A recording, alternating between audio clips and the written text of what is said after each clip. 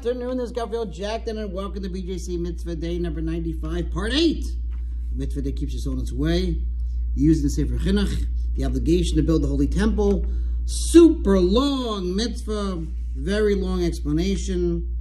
And we're going to dedicate today's mitzvah for the neshama of Avram ben Yekuzio, his neshama Shem Aliyah. Okay, we're in the middle.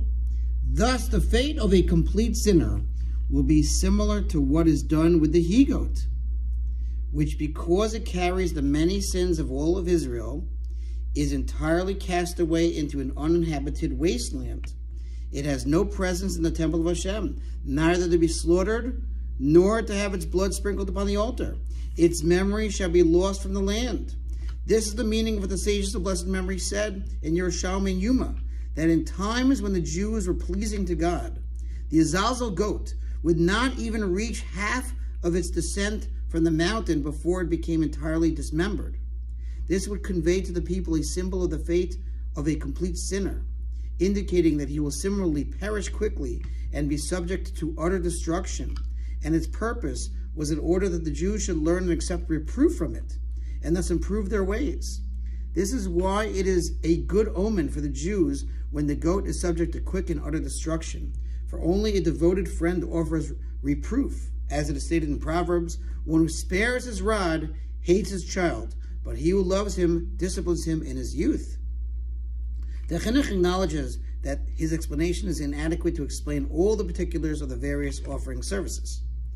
As for the matter of the differences among the laws of the offerings with regard to their slaughter, the application of their blood to the altar, and the portions awarded to the Kohan and the priests, as well as their many additional details, if we were to state in accordance with the simple explanation that we have followed, i.e. that man's actions in making the offerings are meant to positively impact his attitude, that it is the subject to these details in order that the thoughts of the one performing the avoda, the service, should be very focused upon the avoda.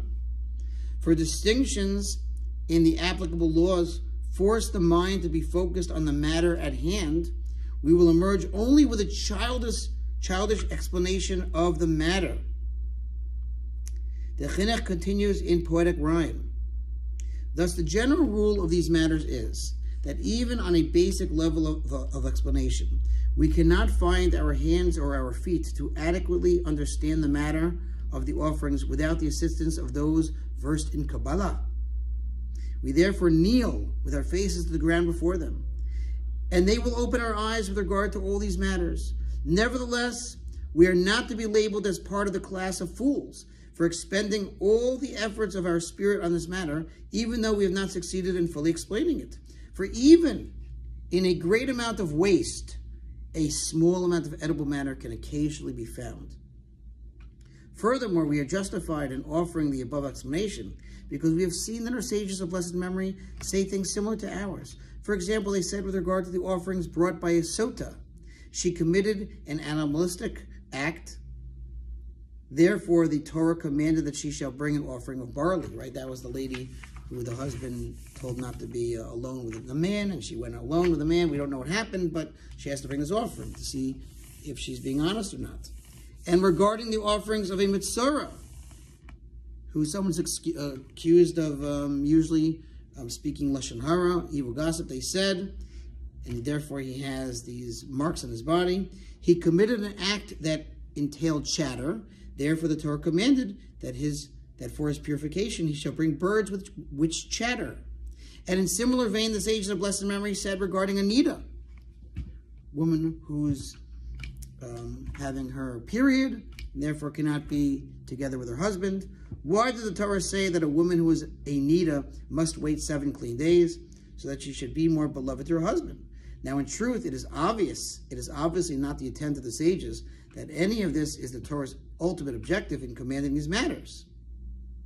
Rather, it was their intention to teach that the concept of each mitzvah carries much symbolism, aside from its great and compelling fundamental purposes. There's so much to hear, but there's more commentary, but we'll stop for now. We're in the home stretch. God willing, we should be finished by tomorrow.